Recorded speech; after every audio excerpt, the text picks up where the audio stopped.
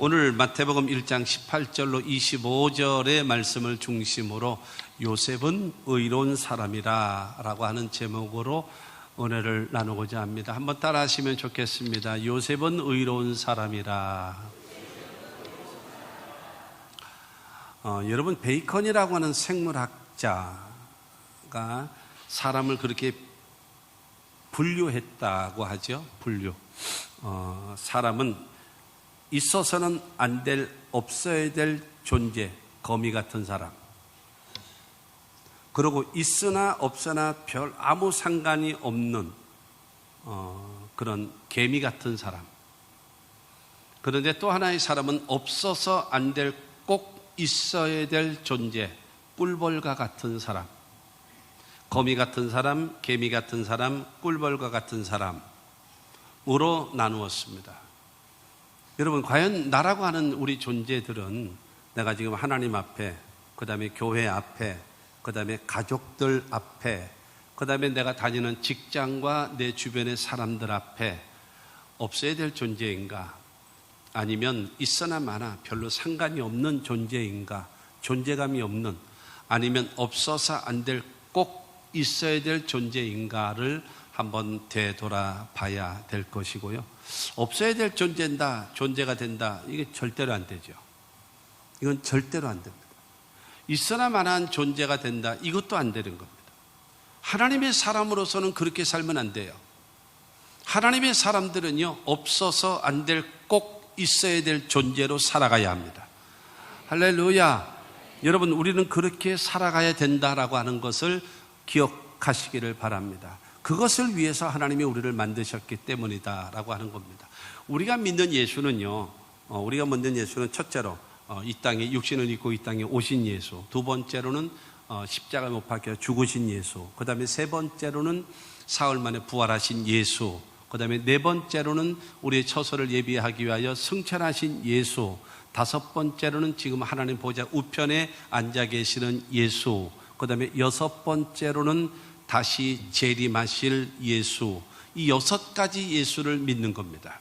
이 중에서 어떤 거 하나도 내가 못 믿는다던가 내가 확신을 하지 않으면 이건 곤란해집니다. 그러나 구원받는 것은 나를 위하여 죽으시고 나를 위하여 부활하신 예수 그리스도를 나의 구주로, 하나님을 나의 아버지로 믿는 사람은 구원함을 얻게 된다라고 하는 사실을 믿으시기를 바랍니다. 아멘.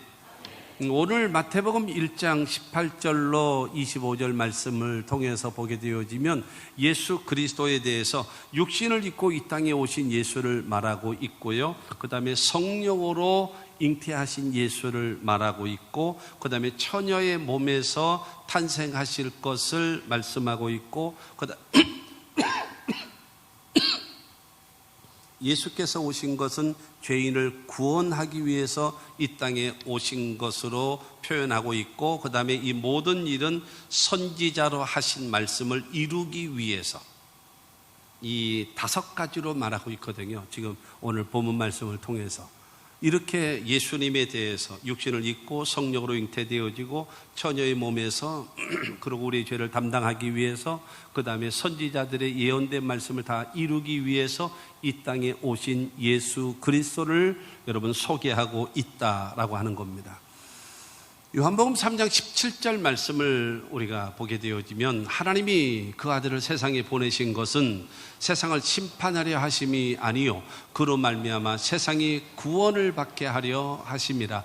하나님께서 예수 그리스도를 이 땅에 보내주신 목적은 바로 무엇인가 하면 우리를 심판하기 위해서 예수를 보내신 것이 아니라 그 예수를 힘입어서 구원함을 얻게 되어지고 천국 백성 되기 위해서 여러분 예수를 이 땅에 보내주셨다는 사실을 믿게 되기를 주님의 이름으로 축원합니다. 그런데 중요한 것은 여러분 이 땅을 구원하기 위하여 예수께서 이 땅에 오셨는데 요셉이 없다면, 오늘 본문을 통해서 말씀드리기를 원하는 요셉이 없었다면 이것은 불가능합니다. 요셉의 동의가 없었다면 이것은 불가능한 일입니다. 종교개혁자 마틴 루터는 그런 말을 했습니다. 성탄절의 가장 큰 기적이 바로 무엇인가? 동정녀 마리아가 성령으로 잉태되어져서 예수 그리스도를 탄생시킨 것이 아니라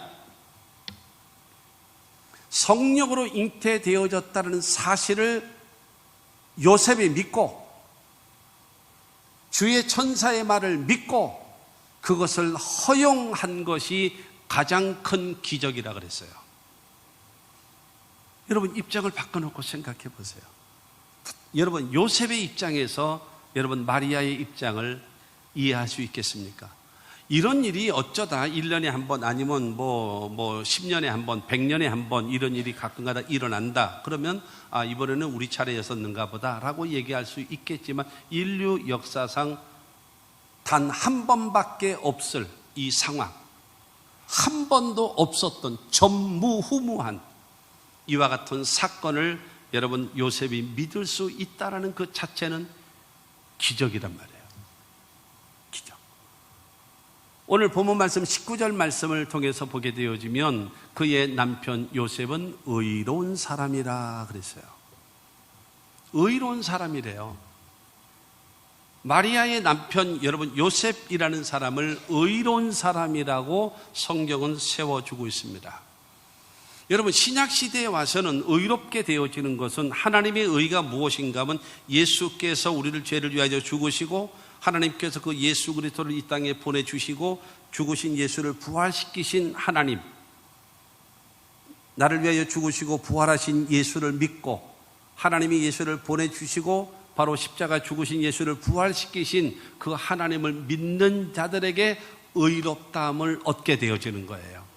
그리고 우리가 하나님 앞에 회개하게 되어지면 눈과 같이 양털같이 깨끗하게 우리를 씻어주시고 용서해 주신단 말입니다. 그런데 중요한 것은 구약시대. 구약시대는 하나님 앞에 의로운 사람이라 인정받을 수 있는 조건이 있어야 되지 않겠습니까? 인정받을 수 있는 근거가 있어야 되지 않겠습니까? 누가 의로운가요? 어떤 사람이 의로운가요? 여러분 그 근거가 있어야 된단 말입니다. 신명기 6장 24절의 말씀을 먼저 보면 여호와께서 우리에게 이 모든 규례를 지키라 명령하셨으니 이는 우리가 우리 하나님 여호와를 경외하여 항상 복을 누리게 하기 위하심이며 또 여호와께서 우리를 오늘과 같이 살게 하려 하심이라. 여러분 하나님의 말씀을 지키고 명령에 순종하며 살아가는 그것이 바로 항상 복을 누릴 수 있는 비결이고 뿐만이 아니라 오늘과 같이 지금 저 신명기의 말씀을 하고 있을 때에 광야에서의 모든 것에 부족함이 없도록 공급해 주시는 그 은혜를 힘입으면서 살 수 있는 길이 하나님의 말씀에 순종하며 살아가는 거다. 항상 복을 누리게 되어지고 뿐만이 아니라 하나님께서 예비하신 복으로 인하여 부족함이 없는 삶을 살아가는 것이 무엇인가? 하나님 말씀에 아멘하고 순종하며 살아가는 것을 여러분 현재의 삶에 복을 주시고 부족함이 없도록 채우신다라고 말씀하셨음을 믿으시기를 바랍니다. 근데 6장 25절 말씀을 보게 되어지면 같이 읽습니다. 시작. 우리가 그 명령하신 대로 이 모든 명령을 우리 하나님 여호와 앞에 삼가 지키면 그것이 곧 우리의 의로움이니라 할지니라. 하나님의 말씀을 따라서 아멘하고 순종하면 24절은 말합니다. 항상 너에게 복을 주리라. 그리고 오늘과 같이 너희들의 삶 속에 부족함이 없도록 채워주리라. 그리고 너희들은 하나님 앞에 의롭다라고 인정받는 사람이라는 거예요. 하나님 앞에 인정받는 사람이 누구인가요? 하나님께서 하신 말씀대로 아멘하고 순종하며 살아가는 그 사람. 그 사람을 향하여 성경은 말합니다. 의로운 사람이다라고 성경은 말씀하고 있습니다. 여러분 이 하나님 앞에 온전한 신앙과 믿음을 가진 것 이거는 대단히 중요한 것입니다. 하나님 앞에도 사람들 앞에도 그 다음에 이 자기 자신 앞에도 깨끗하게 하나님 말씀에 순종하며 살아가는 겁니다. 여러분 우리들은요 이 보편 더불어 함께 살아가고 있잖아요. 함께. 그렇기 때문에 하나님 앞에도 사람 앞에도 그 다음에 자기 자신 앞에도 전혀 잘못된 것과 구김이 없어야 돼요. 그러나 사회주의, 공산주의, 주사파 세력들 여기에 없는 것이 네 가지가 있습니다. 이들에게 네 가지가 없습니다. 첫째는 이들에게 뭐가 없는가 하면요 진실이 없습니다. 자기만 옳고 남들은 여러분 옳지 않다라고 여기고 있어요. 진실이 없어요. 그렇기 때문에 그들은 거짓말을 일삼습니다. 1분 있다가 들통이 남에도 전혀 얼굴색 변하지도 않고 여러분 천연덕스럽게 거짓말을 일삼습니다. 왜 그런가? 그들에게는 진실이 없기 때문에 그렇습니다. 두 번째로 그들에게 무엇이 없는가 하면 정의가 없어요. 정의. 이게 옳고 그름이 분명하지가 않아요. 근데 그들은요, 내가 하는 건 다 옳아요. 남이 하는 거는 다 잘못된 거예요. 그래서 남이 하는 것은 청산의 대상이고 내가 하는 거는 다 합리적인 거예요. 그야말로 내로남불이죠. 내로남불. 남이 내가 하는 일을 했다면 그거는 반드시 청산해야 돼요. 내가 하는 거는요, 이건 죄가 아니에요. 왜? 나는 옳은 사람이니까. 나는 특별한 사람이니까. 이와 같은 것을 가지고 있어요. 세 번째로, 여러분 사회주의, 공산주의, 주사파들에게 없는 것. 첫째가 진실, 두 번째가 정의, 세 번째가 무엇이 없는가 하면 자유가 없습니다. 여러분 기독교 신앙의 가장 중요한 교리 중에 하나가 무엇입니까? 진리를 알지니 진리가 너희를 자유케 하리라 그랬어요. 자유입니다. 자유민주주의 가운데 있는 것 중에 하나가 바로 무엇입니까? 자유입니다. 그러나 사회주의와 공산주의와 주사파들에게는 무엇이 없는가? 자유가 없습니다. 자기네들은 무한대의 자유가 있습니다. 그러나 자기 밑에 있는 세력들은 전부 다 여러분 억압, 통제, 이 가운데 살아야 돼요. 자기네들만 자유가 있습니다. 그 다음에 여러분 이들에게 없는 것 네 번째가 있습니다. 그게 바로 무엇이 없는가 하면 인간애, 사람을 사랑하는 것이 없습니다. 사람은 여러분 부모의 말처럼 나와 너, 너와 나라고 하는 관계 속에 살아가야 돼요. 그런데 그들은요, 나와 그것입니다. 이용의 대상, 이용의 대상으로 살아가는 거예요. 진정으로 사람을 사랑하는 마음으로 돌봐주고 여러분 섬겨주고 그들을 도와주는 그런 것들이 없어요. 다 이용의 대상으로 여겨줘요. 자기네들은 천문학적인 재산의 부자가 되어지더라도 자기 밑에 있는 사람들은 전부 다 거짓골이 되는 겁니다. 사실상 1980년 후반기까지만 하더라도 세계 지도를 딱 펴놓고 보게 되어지면 파란 게 더 많습니까? 빨간 게 더 많았습니까?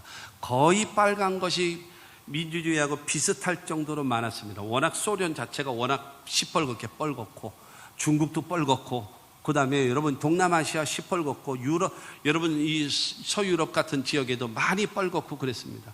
그러나 1993년도에 이 고르바초프가 여러분 공산주의가 몰락해버렸죠. 여러분 망할 수밖에 없는 거예요.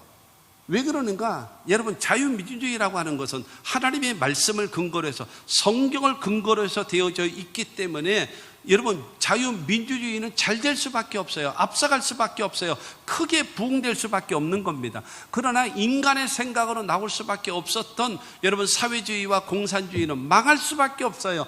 특정인들만 잘 되고 대다수의 국민들, 모든 나라의 주권자인 국민들은 거지처럼 만들어 놓으니, 그러니 나라 자체가 망해버릴 수밖에 없는 것이다라는 겁니다. 여러분 하나님 앞에 의로운 존재라고 인정받는 사람은 바로 무엇인가 하면 하나님의 말씀에 순종하는 거예요. 그 삶은요, 하나님을 기쁘시게 하고 사람에게도 칭찬을 받고 본인의 삶에도 보람과 기쁨과 감격이 넘치는 삶을 살아간다는 사실을 믿게 되기를 주님의 이름으로 축원합니다. 그렇기 때문에 여러분 하나님의 말씀에 철저하게 순종하며 살아가는 사람은요, 여러분 관계가 좋습니다. 여러분 저 사람은 참 신앙이 좋은 것 같아. 이건 무슨 말인지 아십니까? 하나님과의 관계가 좋다라는 거예요. 저 사람은 참 착하네. 그건 무슨 말이겠습니까? 사람과의 관계가 좋다라는 거예요. 할렐루야. 여러분 하나님과의 관계도 좋고 사람들과의 관계도 좋고 여러분 이와 같은 하나님의 사람, 의로운 사람들 다 되어지기를 주님의 이름으로 축원합니다. 이 의로운 사람 요셉, 마리아가 예수를 탄생시키는 일에 결정적 역할, 그 역할을 한 사람이 바로 이 요셉이라고 하는 것입니다. 그러면 나는 여자니까는 뭐 오늘은 나하고 상관없는 말이네. 여러분 성경을 읽을 때에 아브라함을 읽으면서 그것이 나라고 생각하고, 이삭을 읽을 때에 그것이 나라고 생각하고, 다윗을 읽을 때에 그것이 나라고 생각을 하고, 그 다음에 요셉을 읽을 때에 그 사람이 바로 나라고 생각하고 하나님의 말씀을 들으시기를 바랍니다. 나에게 주시는 말씀, 그저 신앙의 변화, 인격의 변화, 인생의 변화가 나타날 때에 그래서 하나님께서 저와 여러분들을 사용하시고 축복하신다는 사실을 믿게 되기를 바랍니다. 그러면 여러분 요셉은 의로운 사람이라고 얘기했는데 의로운 사람 요셉은 어떤 사람인가 하면 첫째로 요셉은 마리아와 약혼한 사람이라는 거예요. 약혼. 오늘 본문 말씀 18절은 말합니다. 예수 그리스도의 나심은 이러하니라. 그의 어머니 마리아가 요셉과 약혼하고 동거하기 전에 성령으로 잉태된 것이 나타났더니, 여러분 이 메시아, 이 이사야 선지자는 메시아가 올 것인데 그 메시아는 처녀의 몸을 통해서 이 땅에 탄생할 것을 예언해 놓으셨습니다. 그렇기 때문에 너무나 어린 여자아이는 안 됩니다. 그리고 결혼한 여자는 더더군다나 안 됩니다. 그리고 문란한 여러분 성적 생활을 살아가고 있는 사람은 더더군다나 안 됩니다. 그렇기 때문에 여러분 이 저기한 그 메시아를 탄생시킬 수 있는 사람은 첫째로는 처녀이어야 되고, 두 번째는 성숙한 사람이어야 되고, 세 번째는 깨끗하고 정숙한 사람이어야 한다라고 하는 것입니다. 그런데 예수의 어머니였던 마리아는 요셉과 여러분 약혼한 관계라고 성경은 말하고 있어요. 약혼한 관계. 그런데 동거하기 전에 성령으로 잉태된 것이 나타났더니 라고 말씀하고 있는데, 어쨌든 중요한 것은 바로 이 마리아는 요셉과 약혼한 상태다라고. 유대인들은 결혼을 할 때 3단계의 과정을 거칩니다. 3단계의 거쳐. 그래서 첫째가 바로 무엇인가 하면 약정이거든요. 약정이라고 하는 것은요, 부모가 부모끼리 자네 아들하고 내 딸하고 결혼시키세 그러면 그러세 이런. 여러분 옛날에는요 제일 슬픈 새가 그러세래요. 제일 슬픈 새가 자네 딸하고 우리 아들하고 결혼시키세 그러면 그러세 이런 이것 때문에 결혼한 사람들이 많이 있거든요. 이 그러세란 말이죠. 그런데 그것이 이제 부모들이 결정을 하는 거예요. 그런데 이 자녀들이 이제 성장을 하잖아요. 10대 후반, 20대 초반 되어져 버리면 어느 정도 성장이 되잖아요. 그런 다음에 이제 당사자들이 만날 거 아니겠습니까? 만나서 난 쟤는 싫어요. 그러면 약정이 깨지는 거예요. 근데 저 정도면 괜찮네.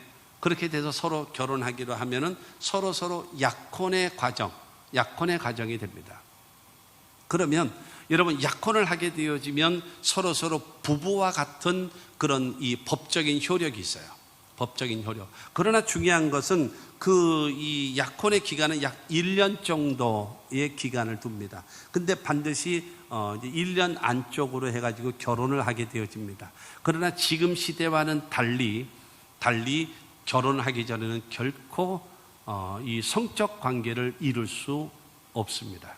그 이유에 대해서 조금 이따 다시 말씀드리겠고요. 그 다음에 세 번째가 결혼입니다.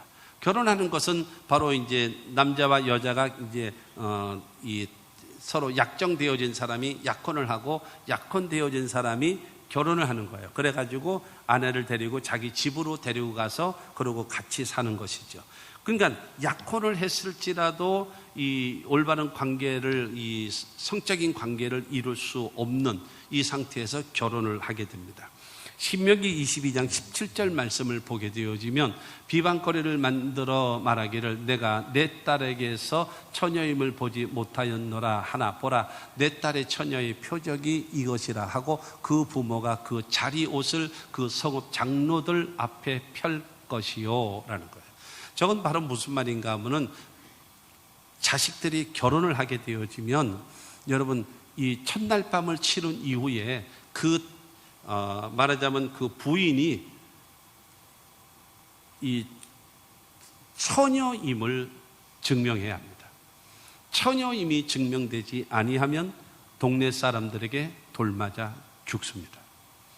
그것이 그들의 엄격한 정통적인 여러분 그 풍습이었습니다. 그렇기 때문에 여러분 그 약혼한 상태에서는 그야말로 뭐요? 손도 만지지 않는 바로 그와 같은 관계다라고 지금의 여러분 쉽게 연애하는 이런 과정을 생각하면 좀 곤란하다라는 것. 이건 안 되는 거고요. 옛날 그리고 더군다나 지금도 이슬람이라든가 그쪽 중동 지역에는 이런 면에 대해서는 아주 엄격하죠. 아주 엄격합니다. 엄격하게 이렇게 되어져 가고 있다라고 하는 것입니다. 이런 상태에서 그래서 이 요셉이라는 사람은 마리아의 남편, 그러니까는 약혼한 사람이다라는 겁니다. 그런데 두 번째로 요셉은 허물을 덮어주는 사람이에요. 허물을 덮어주는 사람. 가브리엘 천사가 저기를 만납니다. 마리아를 만납니다. 그러면서 은혜를 받은 자여 평안할지어다. 내가 아들을 낳으리니 이름은 예수라 하라 그랬어요. 그때 마리아가 말하기를 나는 사내를 알지 못합니다. 사내를 알지 못하는, 여러분 남자를 알지 못하는 사람이 어디 있어요? 다 알지요. 근데 그 아는, 지식적으로 아는 것이 아니라 여러분 이 성적 관계를 통해서 상대방을 아는 그런 경험이 없다라고 하는 것을 말하고 있는 것입니다. 나는 그런 일이 없어요. 어떻게 이런 일이 있을 수 있겠습니까? 라고 할 때 누가복음 1장 35절을 통해서 말합니다. 천사가 대답하여 이르되 성령이 내게 임하시고 지극히 높으신 이의 능력이 너를 덮으시리니 이러므로 나실 바 거룩한 이는 하나님의 아들이라 일컬어지리라. 하나님의 성령이 내게 임한다. 두 번째로 하나님의 능력이 너를 덮을 것이다. 그리고 세 번째로 네가 낳을 자식은 하나님의 아들, 거룩한 자, 메시아라고 여러분 이 천사는 말하고 있는 것입니다. 그렇게 되어지면서 대저 하나님은 능치 못함이 없으시다라고 말을 할 때에 누가복음 1장 38절을 통해서 이 말하기를 마리아가 이르되 주여 주의 여종이오니 말씀대로 내게 이루어지이다 하며 천사가 떠나가니라. 여러분 마리아는 전능하신 하나님의 그 말씀을 믿었기 때문에 천사의 말을 받아들이게 되어진 것입니다. 그래서 여러분 이 예수는 하나님의 성령으로 말미암아서 마리아에게 여러분 잉태되어지게 된 것입니다. 그런데 중요한 것은 요셉이죠. 중요한 것은 요셉이란 말입니다. 오늘 본문 말씀 18절과 19절 말씀을 봅니다. 그의 어머니 마리아가 요셉과 약혼하고 동거하기 전에 성령으로 잉태된 것이 나타났더니 그의 남편 요셉은 의로운 사람이라 그를 드러내지 아니하고 가만히 끊고자 하여 라고 말하고 있습니다. 마리아는 성령으로 말미암아서 잉태되어졌지만 중요한 것은 여러분 마리아가 임신한 것을 누가 알게 되어지나요? 당연히 요셉이 알게 되는 거예요. 나는 지금 손도 만지질 않았는데 저건 배가 부흥이 되는 거예요. 배가 부흥이 되는 거예요. 이건 있을 수 없는 일이란 말이에요. 그렇지 않겠습니까?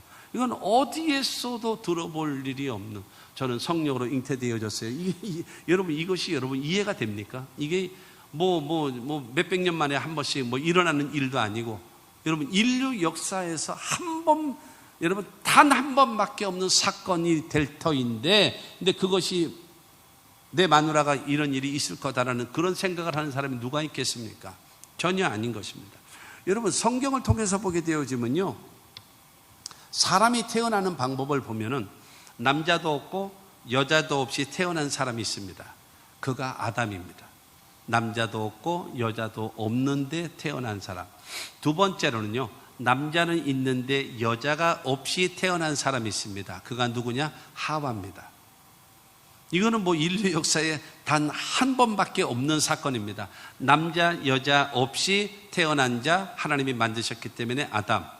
남자는 있는데 여자가 없이 태어난 사람 하와.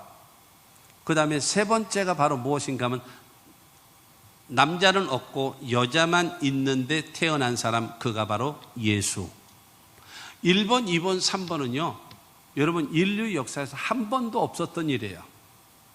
아담이 한 번, 하와의 한 번, 그리고 예수 그리스도에게 한 번만 있는 일, 어떤 누구에게도 해당되는 자가 없는 겁니다. 우리 며느리가 그런 것 같아요? 그건 묶어놔야 됩니다. 그런 건 묶어놔야 돼요. 있을 수 없는 일이에요. 있을 수 없는 일이란 말입니다. 그렇단 말입니다. 그럼 네 번째 사람은 어떤 사람이에요? 아버지와 더불어 엄마, 아버지와 어머니를 통해서 낳은 사람. 우리 모두가 예외 없이 전부 다 아버지, 어머니를 통해서 여러분 태어나게 되어지지 않았습니까? 그러니까 이 모든 일방적인 관계를 통해서 이루어집니다. 그렇기 때문에 이 요셉에게는요, 둘 중에 하나를 선택해야 됩니다. 자기 아내 된 자가 임신을 했기 때문에 둘 중에 하나를 선택해야 됩니다. 그건 바로 뭔가 하면 신명기 22장 23절과 24절입니다. 처녀인 여자가 남자와 약혼한 후에 어떤 남자가 그를 성읍 중에서 만나 동침하면 너희는 그들을 둘 다 성읍 문으로 끌어내고 그들을 돌로 쳐 죽일 것이니 그 처녀는 성 안에 있으면서도 소리 지르지 아니하였으며 그 남자는 그 이웃의 아내를 욕보였음이라. 너는 이같이 하여 너희 가운데에서 악을 제할지니라 라고. 그래서 성읍 안에서 여러분 약혼을 했음에도 불구하고 성적 관계가 있어진다면 둘 다 데리고 와라. 그래서 여자는 너는 왜 성 안에서 왜 소리를 지르지 않았느냐? 소리를 질렀다면 주변의 사람들이 너를 도와주지 않았겠느냐? 그럼 너는 소리를 지르지 아니하는 죄로 인해서 너는 죽어야 된다. 그러고 나서 그 여자를 욕보인 남자에게는 너는 남의 가정을 파괴한 자이기 때문에 너는 죽어야 한다. 그러면서 돌로 쳐 죽임으로 악을 제하는 겁니다. 그렇기 때문에 요셉이 나는 저 마리아하고 손도 안 댔어요. 손도 안 만져봤어요 아직. 그런데 저게 임신을 했어요. 이건 있을 수 없어요. 나하고 상관없는 것입니다. 말 한마디만 하면 여러분 마리아는 나가서 돌에 쳐 죽습니다. 돌에 맞아 죽게 되어져 있는 그 상황이 되어버리고 말아요. 꼼짝달싹 없는 상황입니다. 또 하나는 신명기 24장 1절 말씀을 보면 사람이 아내를 맞이하여 데려온 후에 그에게 수치되는 일이 있음을 발견하고 그를 기뻐하지 아니하면 이혼 증서를 써서 그의 손에 주고 그를 자기 집에서 내보낼 것이요. 결혼을 했어도 이 관계 속에서 뭐 숨겨놓은 애가 있다던가 아니면 뭐 이 결혼하기 전에 이런 다른 관계를 맺었던 사람이다라는 것이 확인되어지면 이거는 나는 수용하지 못하겠다라고 얘기하면 이혼 증서를 딱 써주는 거예요. 나는 이러이러해서 나는 이 사람하고 같이 살 수가 없다라고 하면서 하게 되어지면 그 여자는 나가서 돌 맞는 일이 없게끔 되어지고 이 남자는 다른 여자와 결혼을 할 수 있게 되어지는 겁니다. 그렇기 때문에 공개적으로 이야기를 함으로 인해서 이 마리아가 죽게 하게 하던가 아니면 이혼 증서를 써가지고 조용히 끝나든가 둘 중에 하나를 해야 된다라고 하는 것입니다. 그런데 여러분 이 요셉이라고 하는 사람은 말씀에 말합니다. 드러내지 아니하고 가만히 끊고자 하여 의로운 사람이기 때문에 바로 이 사람을 드러내가지고 돌 맞아 죽게 만들고 피차 불편하고 어렵게 만들 일이 뭐가 있는가? 가만히 끊자. 그래가지고 이혼 증서를 써줘서 그러고 나서 헤어지는 것이 좋지 않겠나라고 그런 생각을 가진 것이 바로 무엇인가 하면 의로운 사람이기 때문에 다른 사람에 대한 뭐를 가지고 있어서 그래요? 배려. 상대방에 대한 배려하는 마음을 갖고 있다라는 겁니다. 여러분 우리나라의 젊은이들이 여러분 그리고 젊은이들뿐만이 아니라 사람들이 한국 사람들이 배워야 할 태도와 자세 중에 하나가 바로 무엇인가 하면 상대를 배려할 줄 아는 마음을 가져야 합니다. 그러면 세 번째로 요셉은 기도하고 순종하는 사람입니다. 요셉은 기도하고 순종하는 사람이에요. 20절 말씀을 보면 20절 이 일을 생각할 때에 주의 사자가 현명하여 이르되 다윗의 자손 요셉아 내 아내 마리아 데려오기를 무서워하지 말라. 그에게 잉태된 자는 성령으로 된 것이라. 여러분 이 일을 놓고 생각하는 거예요. 깊이 생각하는 거예요. 이 생각하고 있다는 것은 바로 무슨 말인가 하면요, 여러분 요셉이 하나님께 기도하고 있다는 거예요. 요셉이 하나님께 기도하지 않으면 여러분 생각해 보세요. 어떻게 해야 될 것인가 라고 이 혼돈스러워요. 그럴 때 기도하지 않게 되어지면 내 감정대로 사람들의 주변에서 이게 몰아내는 그런 그 여론에 의해서 환경에 의해서 상황에 의해서 그러고 몰려가요. 여러분 그런 말씀 있지 않습니까? 이사야 53장 6절에 보면 우리는 그릇 행하여 각기 제 길로 갔거늘 여호와께서는 우리의 무리의 죄악을 그에게 담당시키셨다. 그릇 행하는 거예요. 그릇. 잘못 행하는 거예요. 왜 그러는가? 여러분 기도하지 않고 여러분 상황에 따라서 결정하게 되어지면 여러분 그릇 결정되어지는 잘못된 결정을 할 때가 너무나 많습니다. 왜냐하면 우리는 죄를 지어서 죄인이 아니라 죄인이기 때문에 죄를 짓거든요. 그렇기 때문에 이 예레미야를 통해서 보게 되어져 만물보다 부패한 것이 사람의 마음이라 그랬어요. 그런데 여러분 기도하지 않고 하나님의 뜻을 묻지 아니하면 여러분 환경에 따라서 유행에 따라서 내 감정에 따라서 여러분 떠밀려 갈 수밖에 없다라고 하는 것입니다. 그러나 기도하면 하나님의 뜻을 알게 되는 거예요. 기도하면 하나님의 음성을 듣는 거예요.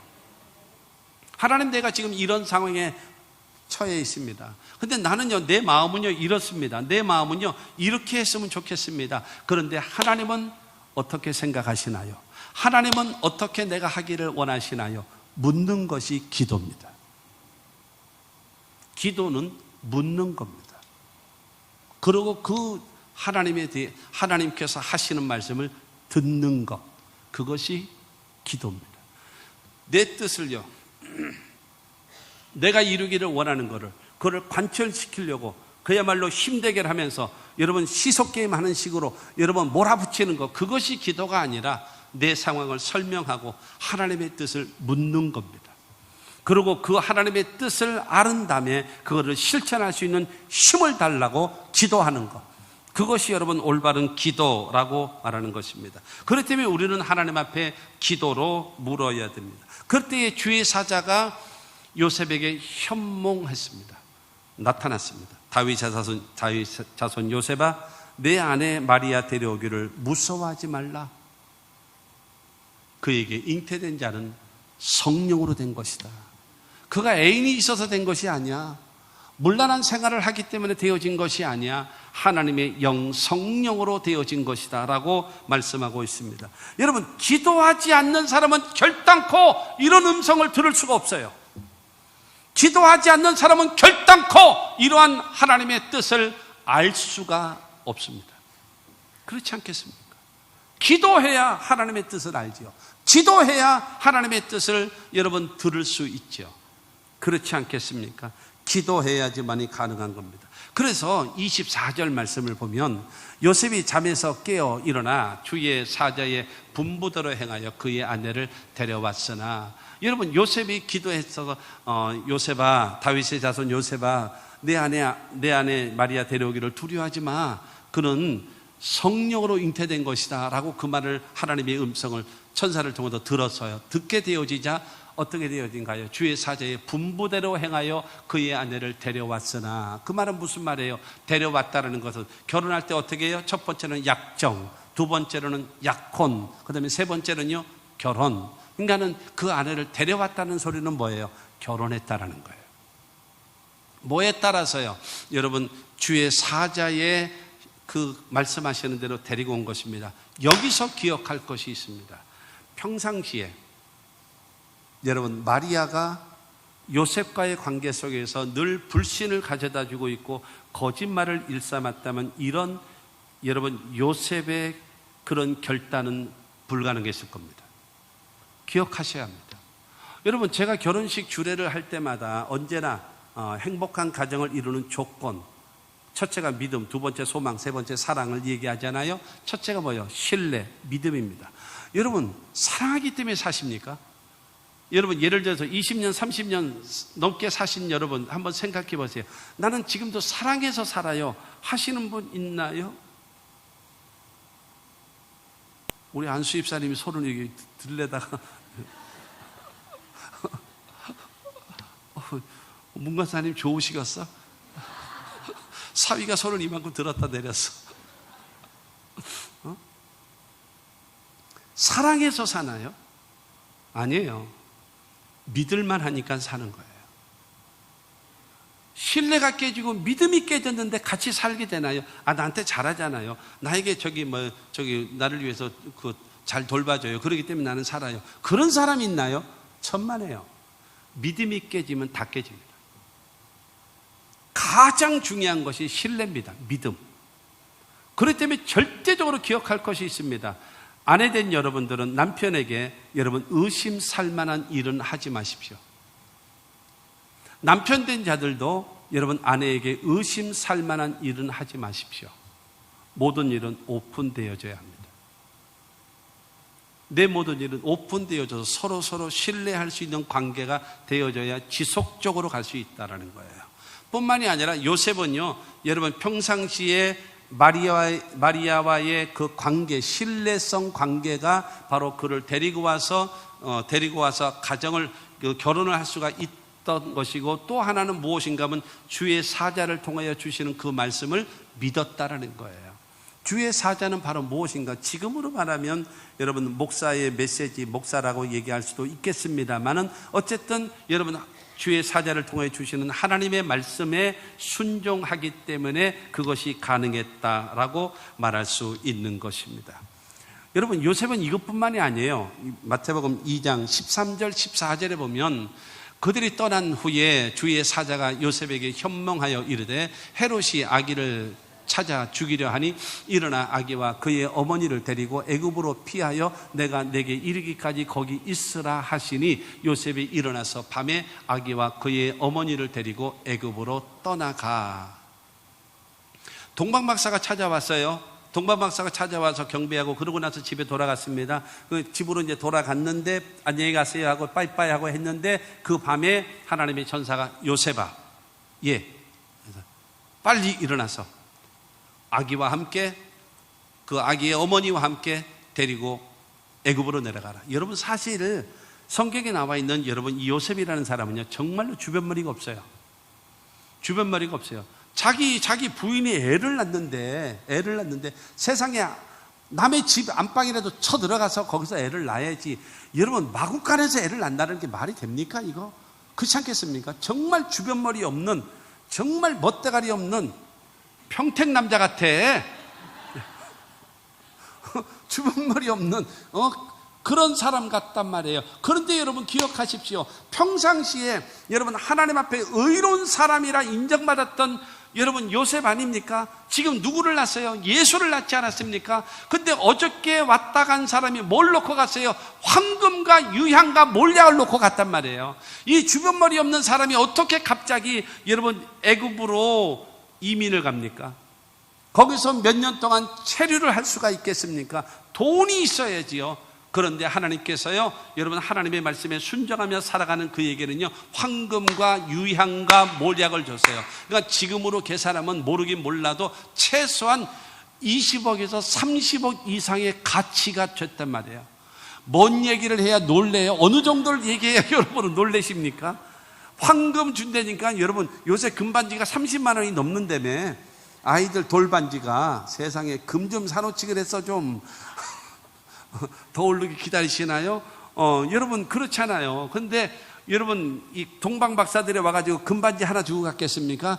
여러분 유대인의 왕이 어디서 나느냐? 왕을 경배하러 왔어요. 황금 덩어리를 주고 간 거예요. 황금 덩어리. 가장 비싼 유향. 여러분 김일성도 그렇고 등소평도 그렇고 여러분 모택동도 그렇고 그들에게 1년에 한 번씩 여러분 그 시신에게 속은 다 비었어요. 다 뺐어요. 껍데기만 살아가지고 거기다 방부제 바르. 그게 몰약입니다. 한 번 바르는데 수억이 들어간답니다. 몰약이 그 정도로 고가의 것입니다. 그러니까 여러분 몇십억 되어지는 그거를 가지고 있었기 때문에 애굽에 갈 수가 있었고 몇 년 동안 체류할 수 있는 그와 같은 은혜가 임하는 겁니다. 하나님의 말씀에 순종하며 살아가게 되어지면 아까 신명기 6장 24절 25절에 있었던 말씀과 같이 내 삶 속에 하나님께서 형통케 하시고 부족함이 없도록 하시고 하나님께서 의롭다라고 인정해 주심을 믿으시기를 주님의 이름으로 축원합니다. 그리고 뿐만이 아니라 19절로 21절입니다. 19절로 헤롯이 죽은 후에 주의 사자가 애굽에서 요셉에게 현명하여 이르되 일어나 아기와 그의 어머니를 데리고 이스라엘 땅으로 가라.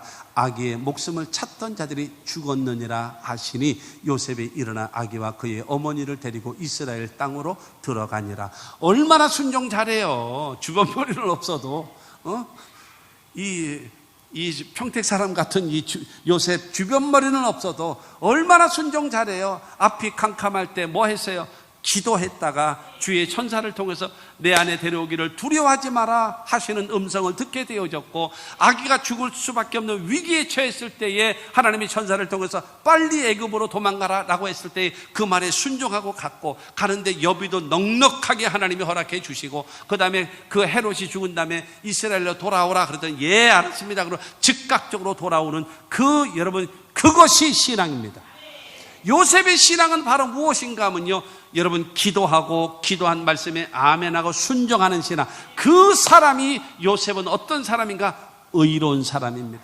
이사야 26장 3절에 그런 말씀이 있습니다. 주께서 심지가 견고한 자를 평강에서 평강으로 인도하리니 이는 그가 주를 신뢰함이라 그랬어요. 여러분, 심지가 견고하게 주님을 신뢰하고 믿고 의지하고 순종하며 살아가면 하나님께서 여러분의 삶을 평강에서 평강으로 인도하실 줄로 믿습니다. 여러분, 기왕이면 이렇게 삽시다. 고집 부리고 살지 말고 얻어 터지고 살지 말고 여러분, 하나님을 변함없이 하나님을 믿고 신뢰하고 기도하고 순종하며 살아가고 하나님께서 나의 삶의 평강에서 평강으로 인도하시는 그 은혜가 우리 모두에게 있게 되기를 주님의 이름으로 축원합니다. 그렇기 때문에 하나님을 믿고 섬기는 사람들은 하나님에 대한 신뢰와 믿음을 갖고 그 다음에 뭐 하는 거예요? 순종하며 살아가면 됩니다. 네 번째로, 여러분, 요셉은요 절제할 줄 아는 사람입니다. 절제할 줄 아는 사람. 25절을 봅니다. 아들을 낳기까지 동침하지 아니하더니 라고 말하고 있습니다. 요셉은 마리아와 함께 살고 있습니다. 데리고 왔잖아요. 24절을 통해서 데리고 왔잖아요. 그래서 결혼을 했어요. 그래서 같이 살고 있어요. 그런데 중요한 것은 아들을 낳을 때까지 그 아내와 동침하지 아니하는 거예요. 그 왜 그러는가? 하나님의 뜻을 이루어드리고 그 다음에 여러분, 이 마리아를 지켜주기 위해서 절제, 쉽지 아니하는 결단. 여러분, 이 요셉의 나이가 지금 80이 됐나요? 70이 됐나요? 아주 젊은 사람, 그 요셉이거든요. 그런데 중요한 거는 그 의로운 사람, 여러분, 요셉, 그 사람은 마리아를 데리고 와서 살면서 여러분, 아이를 낳을 때까지 동침하지 아니하는, 자기 자신을 절제할 줄 아는 사람이에요. 자기의 욕망을 다스릴 줄 알고 극복할 줄 아는 신앙입니다. 절제는 모든 인격의 기초입니다. 절제는 신앙의, 영적인 신앙의 최고봉이 절제입니다. 모르셔서 아멘을 못하신 거죠? 아멘 하세요. 일단 여러분, 영적인 신앙 가운데 제일 중요한 가장 최고봉이 바로 무엇인가 하면 절제라는 겁니다. 먼저 성경을 보겠습니다. 갈라디아서 5장 22절과 23절에 보면 오직 성령의 열매는 사랑과 희락과 화평과 오래 참음과 자비와 양성과 충성과 온유와 절제니 이 같은 것을 금지할 법이 없느니라. 여러분, 성령의 열매 가운데 마지막의 열매가 절제거든요. 여러분, 그렇기 때문에 여러분, 이 절제는 영성의 최고봉이 절제입니다. 여러분, 성령의 열매가 뭐예요? 사랑이라고 해가지고 여러분, 아무나 사랑 유행가 내용처럼 사랑해서는 안 될 사랑을 사랑하는 것이, 여러분, 이것이 사랑입니까? 사랑 다음에 뭐예요? 희락이잖아요. 희락이 뭐예요? 기쁨이죠. 기쁨이라고 하는 것은 여러분 기쁨이에요. 근데 기쁨인데 절제하지 못하고 아무 때나 하하거리고 호호거리고 여러분 히히거리고 있으면요, 그거를 광녀라 그래요. 그걸 광녀라 그래요. 오래 참는다고 해가지고 여러분, 이 절제하지도 못하고 구별하지도 못하고 무조건 오래만 참으면 여러분, 이거 되겠습니까? 이건 골치 아픈 거예요.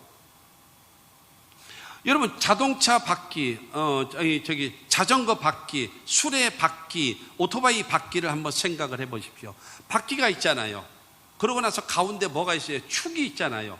그 다음에 축을 붙잡아주는 그걸 살이라 그래요? 철이라 그래요? 어쨌든 해가지고 연결되어 있잖아요. 쭉 연결되어 있잖아요.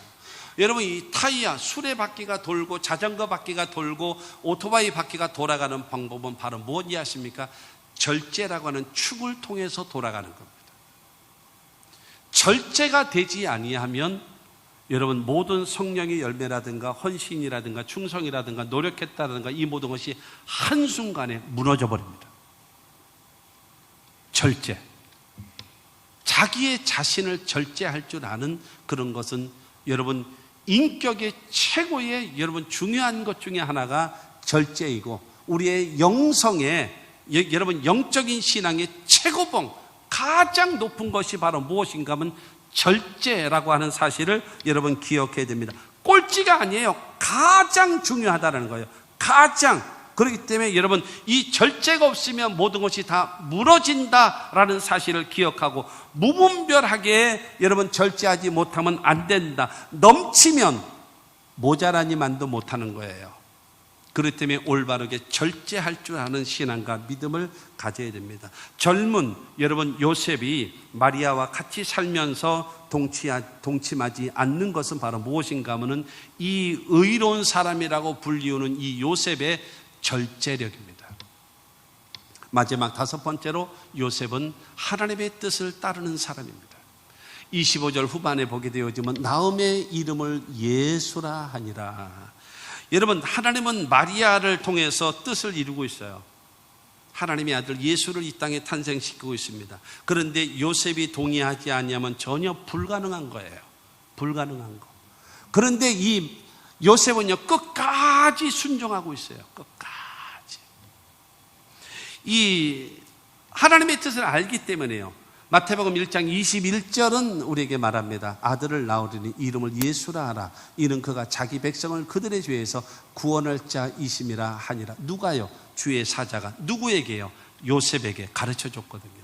그렇기 때문에 여러분, 낳을 아기가 누구냐? 예수. 이 예수가 누구냐? 자기 백성을 죄에서 구원할 자라는 것을 알고 있었어요. 그래서 아이가 태어나자마자 너의 이름은 예수다. 너는 하나님의 아들이다. 너는 우리 모든 하나님의 백성들을 죄에서 구원할 자다. 그것을 말하고 그것을 일러준 사람이 누구냐? 그가 바로 요셉이라는 거예요. 할렐루야. 여러분, 그래서 우리는 이 의로운 사람 요셉과 같은 신앙, 인격, 삶의 가치관을 가지고 살아갈 수 있는 신앙이 되어져야 하나님 앞에 아름답게 쓰임받게 된다는 사실을 기억하시기 바랍니다. 끝까지 순종하는 거예요. 끝까지. 여러분, 요셉에게 사명이 있어요. 예수 그리스도는요, 반드시 누구의 후손이어야 되는가 하면요, 다윗의 후손이어야 돼요. 다윗의 후손. 다윗의 자손이어야 돼요. 그렇기 때문에 여러분, 다윗의 고향이 베들레헴이고, 그 다음에 이 요셉도 다윗의 후손이고, 그 다음에 마리아도 다윗의 후손이에요. 그렇기 때문에 그들이 고향이 어디예요? 베들레헴. 이 다윗의 고향도 어디예요? 베들레헴. 베들레헴이란 말입니다. 그렇기 때문에 바로 이 요셉을 통해서, 마리아를 통해서 예수 그리스도를 탄생시키게 되어지는 것입니다. 뿐만이 아니라 누가복음 2장을 통해서 보게 되어지면 예수님이 12살 시절에, 그래서 하나님의 성전으로 데리고 옵니다. 데리고 와서 만 12세가 되어지면 바로 무엇인가 하면 신앙적으로 성인이 됩니다. 성인으로 인정을 받아요. 그래서 성전에 들어가서 말씀을 배우고, 그 다음에 토론을 하고, 그 다음에 말씀을 통해서 여러분 신앙적으로 성숙해 가는 겁니다. 그러나서 여러분 그때까지, 그래서 성전까지 데려다 주고, 그러고 나가지고 성인식으로 만들어주고, 그 다음에 자라게 만들어요. 그런 다음에 요셉은 바람과 함께 사라져버립니다. 자기의 사명을 끝까지 감당하고, 그리고 그야말로 조용히 역사의 무대로 빠져버리는, 끝까지 사명을 감당한 사람, 그 사람이 누구냐? 바로 여러분 의로운 사람 요셉이라고 성경은 말씀하고 있습니다. 끝까지 사명을 잘 감당한 사람입니다. 결론으로 말씀드리면 바로 그것입니다. 예수님께서 탄생하시는 일에는 마리아부터 시작해가지고 좋은 역할을 해주면서 많은 사람이 있었습니다. 그뿐만이 아니라 헤롯부터 시작해가지고 나쁜 사람들도 많이 있었습니다. 그러나 이 모든 사람이 있었다 할지라도 요셉이 아니었다면 예수 그리스도의 탄생은 불가능한 겁니다. 여러분, 의로운 사람이라고 인정받는 이 사람, 첫째는 요셉은 마리아와 약혼한 사람이지 않았습니까? 약혼한 사람. 그럼에도 불구하고 상대를 지켜주고 보존해 줄 수 있는 올바른 관계를 맺고, 그 다음에 요셉은 자기는 이해할 수 없는 상황, 이거는 이해할 수 없는 상황, 그럼에도 불구하고 허물을 덮어주려고 하는 사람, 그가 바로 요셉의 의로운 사람이라 불리우는 요셉의 인격이고 그 사람의 됨됨입니다. 세 번째로 요셉이라는 사람은 기도하고 순종하는 겁니다. 하나님이 어떻게 이런 일이 있어요? 내 여자친구가 어떻게 이런 일이 있을 수 있습니까? 라고 할 때에 하나님의 천사가 나타나서 걱정하지 마.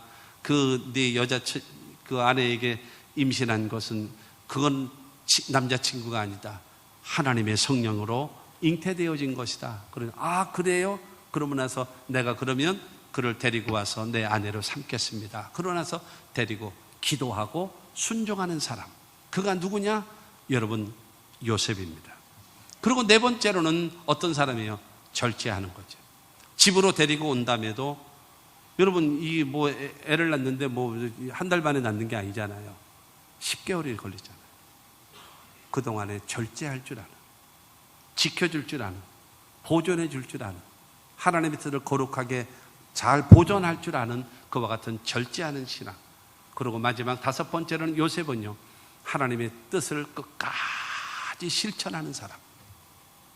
이런 사람. 사랑하는 성도 여러분, 정말로 하나님께서 나를 높이시기를 원하고 하나님께서 나를 기뻐하시고 사람들에게 칭찬을 받고 하나님이 마음껏 나를 높이시고 마음껏 나를 축복하실 수 있는 사람이 되기를 원하십니까? 그렇다면 하나님께서 나를 보실 때에 여러분 쓰실 수 있을 만한 신앙이 되어져야 하나님께서 채워주실 거 아니겠습니까? 할렐루야. 야, 너는 숨 쉬는 것 빼놓고 어째 다 거짓말이냐 너? 여러분, 이러면 안 되잖아요. 내가 너를 안 믿고 누굴 믿겠니? 내가 너를 안 믿으면 내가 누굴 믿겠니? 라고만 하면 되지 않겠습니까? 그러므로 사랑하는 성도 여러분, 하나님 앞에 인정받는 신앙. 잠언서 3장 4절과 5절에 3절 4절에 있는 것처럼 인자와 진리로 내게서 떠나지 않게 하고 그것을 내 목에 매며 내 마음판에 새기라. 그러면 내가 하나님과 사람 앞에서 은총과 기중히 여김을 받으리라. 하나님과 사람 앞에서 은총과 기중히 여김을 받을 수 있는 사람이 되어질 때에 하나님은 당당하게 떳떳하게 그 사람을 높이실 것입니다. 그러므로 여러분, 요셉은 의로운 사람이라고 말했습니다. 하나님이 마음껏 자랑하시는, 여러분 그거 기억하시나요? 욥기서 1장에 보게 되어지면 사탄에게, 야 사탄아, 너는 동방에 있는 저 욥, 저 사람처럼 순전하고 저 사람처럼 정직하고 저 사람처럼 악에서 떠나고 저 사람처럼 하나님을 경외하는 자 없다. 자랑하실 수 있을 만한 사람이 되어져야 하나님은 당당하게 여러분을 모든 사람들 앞에서 높이실 겁니다. 세우실 것이고 축복하실 줄로 믿습니다. 그 반열에 동참할 수 있는 우리 모두가 됩시다.